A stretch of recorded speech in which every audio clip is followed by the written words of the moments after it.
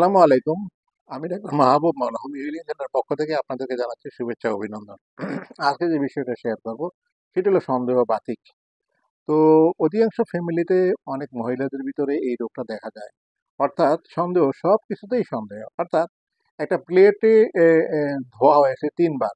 তারপরেও সে মনে করে যে এটার ভিতরে ময়লা রয়ে গেছে। তখন এটা আরেকবার ধোয়। বারবার ধোয়। তার ভিতরে সন্দেহ, মনের ভিতরে সন্দেহ থাকে যে প্লেটটাতে ময়লা রয়ে গেছে। আসলে প্রকৃতপক্ষে কোনো ময়লা নেই। তো এটার অর্থ হলো এই যে সন্দেহ বাতিক। তো সে শুধু এই জায়গায় সন্দেহ করে না। সব জায়গায় বাচ্চা-কাচ্চা, পরিবার-পরিজন কেউ কথা বললে সব বিষয়েই সন্দেহ করে। এবং কি এই সন্দেহ করতে, করতে এক পর্যায়ে শুচিবাই নামক একটা রোগ জন্ম হয়। তখন তার রুমে কাউকে সহজে প্রবেশ করতে দেয় না। প্রবেশ করলে তাকে সে গোসল করায় প্রবেশ করায় অথবা হাত মুখ ধুয়ে প্রবেশ করা তার বাসস্থানে কাউকে বসতে দেয় না।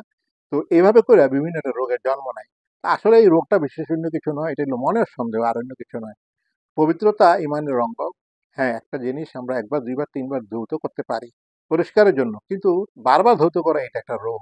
সেটা সন্দেহবাতির থেকে এই রোগটা সৃষ্টি হয়ে থাকে। তো আশা করি এটা হোমিওপ্যাথি চিকিৎসা আছে। আমরা এই সেবা নিবেন, নিঃসন্দেহে ভালো হয়ে যাবেন। ধন্যবাদ সকলকে।